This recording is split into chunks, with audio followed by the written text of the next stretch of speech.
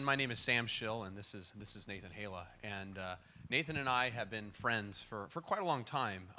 By the way, we're using a crutch here. We don't sleep much.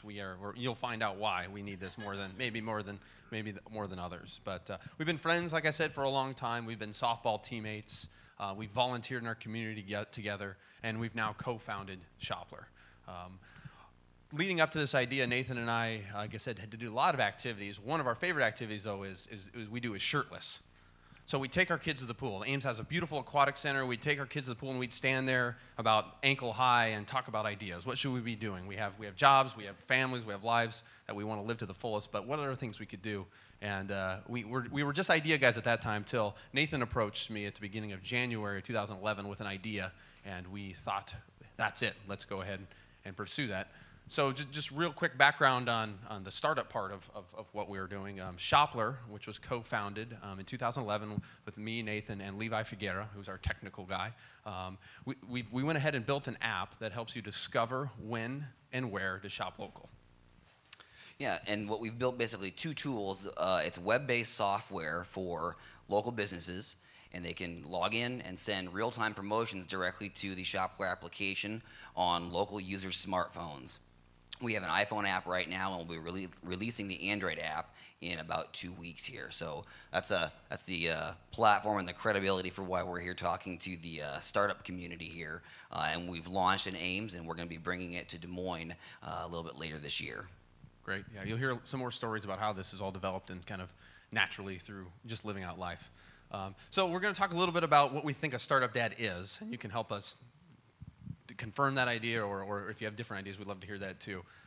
And how we attempt to keep this balance, which is one of the most important parts of our talk today, being as busy and wanting just to pursue things as hard as we are.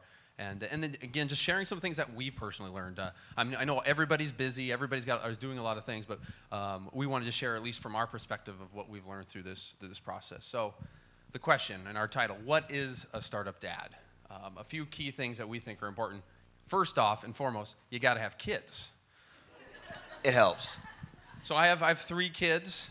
Nathan has 3.9. 3.9. When I wrote up this description, I kind of thought his wife was going to have his 4th by now, but she's still holding on, due fairly soon. So, which is really good because I leave for Florida after this today.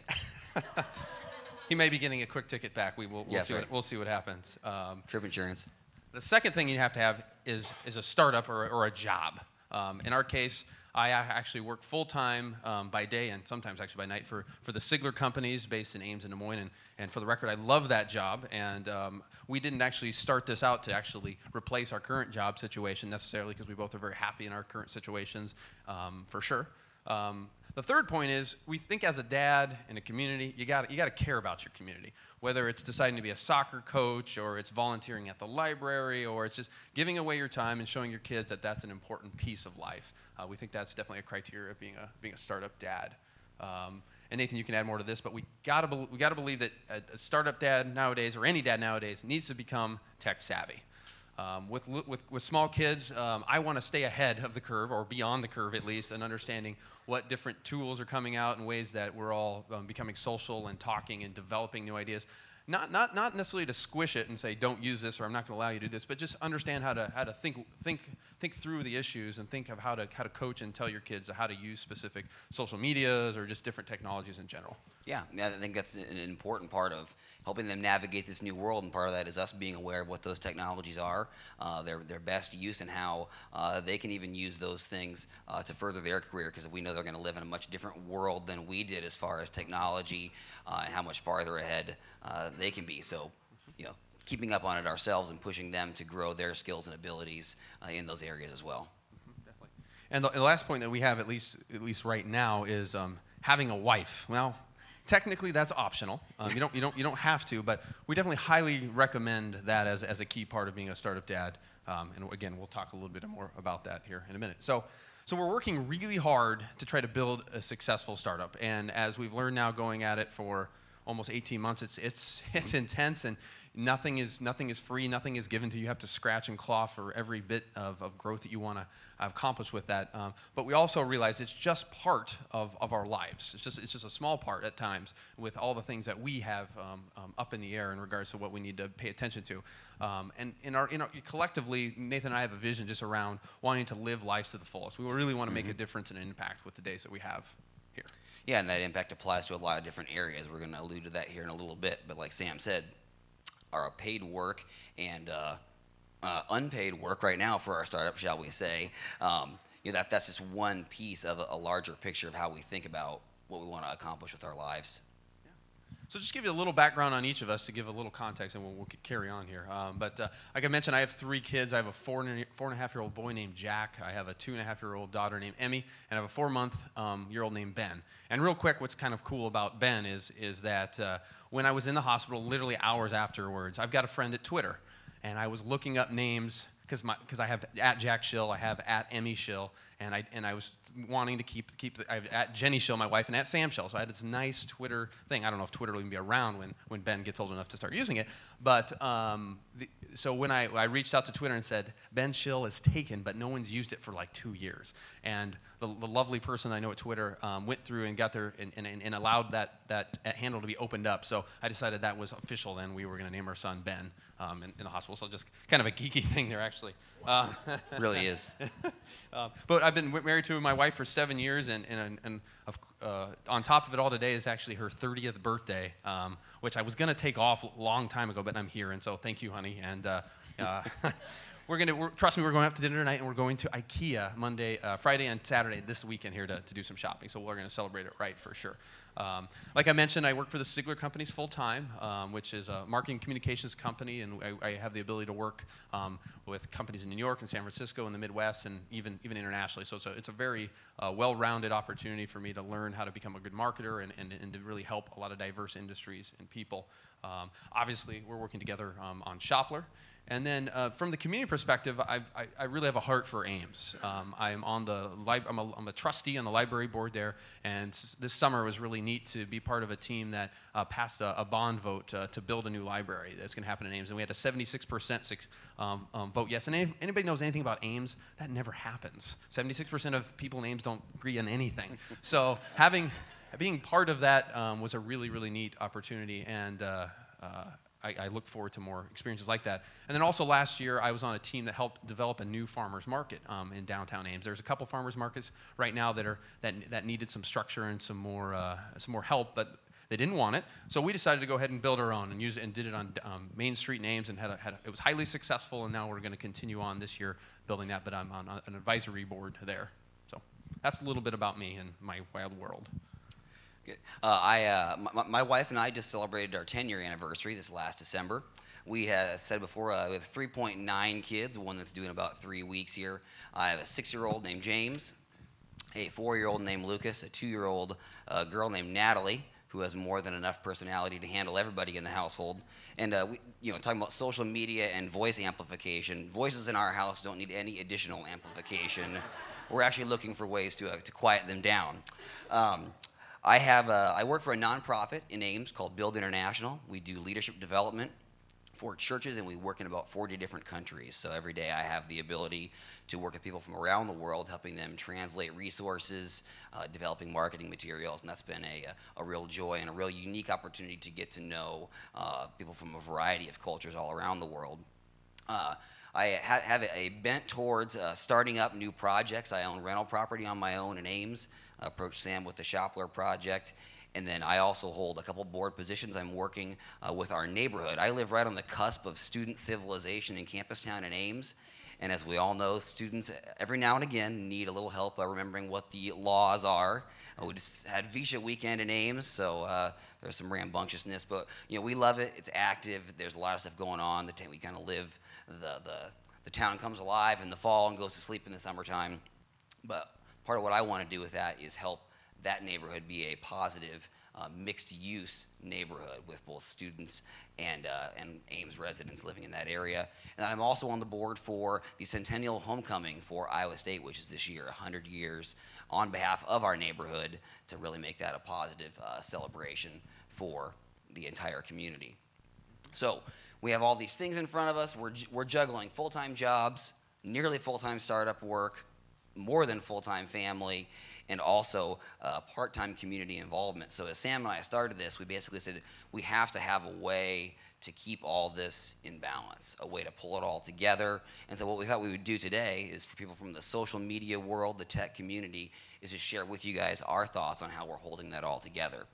So we decided to take a principled approach to this, and we're really using the term life work to describe how we understand what all of our life is about. And that's really a sum total of the work of our lives in 4 different areas: our individual life, our family life, our local community life, and then also our life in the global community. And we really want the sum total of those 4 of those areas to leave a very rich legacy for our families, and really the picture of success that we want to see is that we're succeeding in all areas of our lives, not just in one of them. So we both knew that we couldn't sacrifice our families when we started this project, because it burns real hard anyways when you're pushing it real hard on both ends here. So we wanted to kind of figure out how we can make that work. So that kind of leads to the so what. How do we go after this? Yeah, so again, we're doing a lot of things. We're trying to create a balance. To be honest, my wife hasn't been very happy with me at times during this process. I can't lie to that. I've missed my kids a lot, more than I want to. But how do we create a work that we are doing that accomplishes all these goals? And because again, we all have just a limited amount of time in each given day. So how do we touch all parts of this in the way we go about it? So some of the practical things that we've found that have been working is using each one of these experiences, whether it's me being on the library board and understanding how the government works and how we can push community projects forward, or it's within my office at a Schill, or whether it's a startup, or whether it's at home. How can I develop personal skills that make everything better? How do I get better day after day? And I've definitely learned things in the startup world that I've been able to apply to my job, the way I've been able to service customers better because I've started my own thing. Having the ability to be in the community, but yet again, drag around my kids with me and get them involved with me through the process to allow them to be exposed to those ideas. And just really working hard to build skills that don't just handle one area of my life, but continue to build skills that allow me to accomplish many things and who knows what else into the future. Another thing that sounds simple, and I'm sure a lot of us pursue this, but is being open to all different types of mentors. We don't have a lot of time, again, and so we're looking critically at different types of mentors. And we're not afraid to say that, hey, we don't know what we're doing with our kids sometimes. We just don't know. I mean, we have this issue, and we're going to seek out help. We're going to ask, was your kid like this? Does this happen? And we have some strategic people in both of our lives that help us do that. Additionally, for one example, Mike Colwell at the Biz here in Des Moines has been just instrumental in helping Nathan and I think through how to build a startup. We never would have been able to do that. So Nathan and I aren't the smartest guys out there, and we know that, but we think we're being smart by asking people to be in our lives that can help us fill in the gaps that we don't currently have. And then one other thing we think about, and we actually as a team look at all the time, is where do our motivations lie? What situations do we each get in where we're highly motivated? And when you're highly motivated, typically you're going to do a good job, or you're going to expand something, or something new is going to be created out of that because you're motivated, you're good at it, you've gained satisfaction out of doing that thing. Now, obviously, with all the things we're doing, we can't all be excited about what we're doing. I mean, we really could use like an accountant or something with Shoppler. I mean, man alive, like we're just making sure we pay our bills and don't screw something up. But we use each other, checks and balances, to make sure we do that. So that's something none of us are motivated to do, but we have to do that as part of growing the startup. But in other situations, we just try to make sure and be honest with each other about where our strongest skills are, and allow people to fill those gaps as much as humanly possible. So that's from an individual point of view. How we think about growing our skills and abilities around our life work. When it comes to family, I mentioned this earlier, but I get a practical example from Saturday. So we were out doing some promotion for Shoppler at Visha. We actually created this really cool shopping cart, the Shoppler shopping cart. It's got these giant white bike tires on it, and it was a pretty fun day. But I told my son, my 4.5-year-old son, that, hey, we're going out, and you're coming with me all day. Mostly because my wife didn't want him at home all day. But another motivation for me was to get him some exposure about what Dad is doing. And it was really funny how excited he was to get his Shoppler shirt on Saturday morning. He goes, and I won't ever probably forget this, but he goes, Dad, this is my first day of work. I'm excited.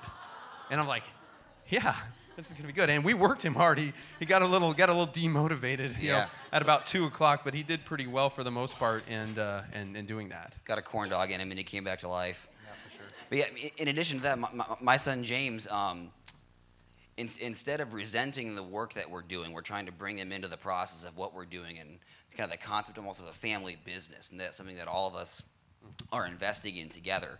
And I don't think it's a stretch to say that my 6-year-old is one of the biggest fans of what we're doing. He's been in videos that we've done to promote the business.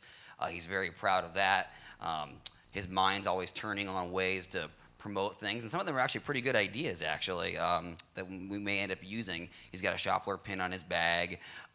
So we see those kinds of things and say, okay, these are the signs that we think we're doing something right here. You know, they don't hate us for what we're doing, for the work that we're doing there, and instead it's something that we can all be a part of together.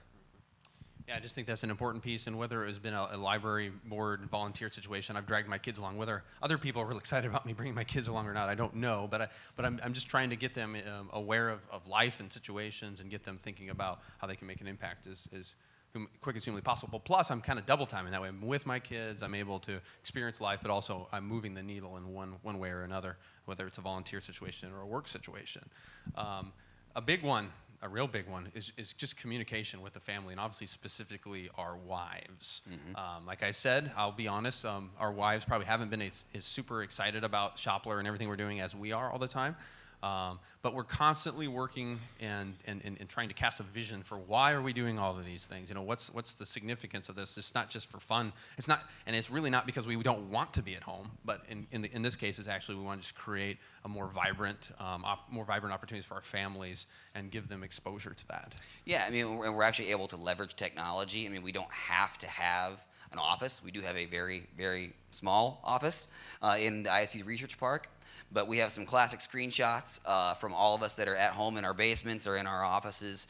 You know, we leverage Google Hangouts a lot. You know, we'll start working at 9 p.m. and get the kids in bed, talk with our wives a little bit, fire that up, and we can all work from our home. So there's a lot of ways that, you know, the real-time technology as well does help us you know, be at home more, but still be running a very viable and moving the needle on what we're doing with Shoppler in those kinds of ways. Yeah, and my wife and I use social media in a couple different ways that if I haven't had a chance to talk to her most of the day, she actually knows pretty much where I am and what I'm doing based on following my Twitter feed. So I got to be careful. No, I mean, it's okay. But she really can, you know, at the end of the day, she's like, well, that was exciting when you did that. And then I'm like, oh, yeah, okay, all right. And we also are using this really cool new app called Pair. And Pair is a way that you can only have one other person on it with you, and you can basically send photos and videos and messages back and forth. It's kind of like a bigger and better way to text back and forth. So we use technology all the time to communicate with each other and allow each other to know what we're doing, where we are, what we're doing next. And one of the other things is, as a family perspective, we look at a team of guys and gals around us at Shoppler as a family, and we want to invest in each other's lives first and foremost. We want to get work done and we want to have fun doing it, but we're very sensitive, and specifically because a lot of these folks are working on a part-time basis late at nights, that we're being sensitive to their family needs and understanding about where they're at and where they want to be, and seeing how we can all work together to still, again, accomplish not only what we want to get done with Shoppler, but also with our families. From that aspect. So from a larger community perspective, again, we're out in the community. We're wanting to do a lot of really interesting things with that as well. Yeah, and as I mentioned before, that's what led to my desire to be involved with our neighborhood association, the ISU Homecoming Committee, and then actually the whole idea for our startup company came out of a volunteer opportunity. I was asked by the Campus Town Action Association to be a marketing advisor to them, which, you know, again, was just something I was going to do from a volunteer standpoint. I began to hear businesses talk about this idea of how they wanted to use technology to connect with local people, you know, and knowing the trends as Sam and I knew them. That's where that whole idea came from in the first place, was me trying to maximize the abilities that I know I have for the greater good of our community.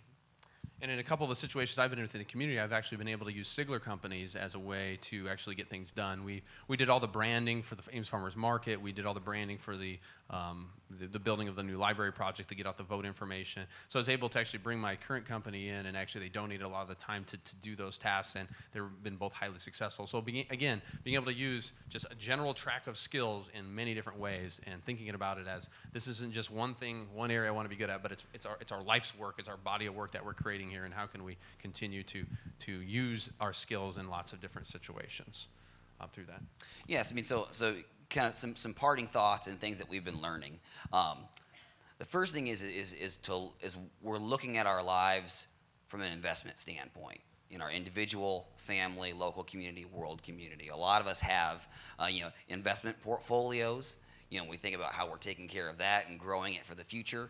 We decided to very intentionally look at what are the investments that we're making in each of those areas of our lives, in our personal lives, in our own development, and the development of our relationships with our wives and kids, and then also local and world community service, to consider that just as legit of an investment portfolio as the money that we might be investing for anything else. Yeah, and just some of the other parting thoughts is first off and foremost, if you're going to have a startup, find a great co-founder, especially if you're a startup dad, because there's just no way that you can run this thing yourself. I don't see how I could have done this without Nathan with the time, because whether he's up and I'm down, or I'm up or he's down, just with things that are going on in his family life, been able to pull that together well. One of our favorite quotes is from Steve Jobs, stay hungry and stay foolish to get after things, but we got to make sure that we also put food on the table. That's the lasting part of that. Kids get cranky. And again, just the idea, and this is an interesting article that just came out, don't let one of these things run your life. And actually, Sheryl Sandberg from Facebook, she's a CEO there, just recently came out and said she's always, and more recently, just been open to it. I go home at 5:30. I work for a pretty big startup, or not startup anymore, but I work for a pretty big company, and I go home at 5:30, and it's okay to have that balance. Yep, and then the whole idea, again, just a commitment to lifelong learning, to keep developing yourself, and to be carefully considering each of those areas and how you want to be investing in those. So we really appreciate the time. Thanks for letting us talk to you about this. You can follow me. I'm Nathan Haila, all lowercase, on Twitter. And I'm Sam Schill at Twitter, and at Shopler to kind of find out how we're going to be progressing in Ames and coming to Des Moines here in the fall. Thanks, everyone. Thank you.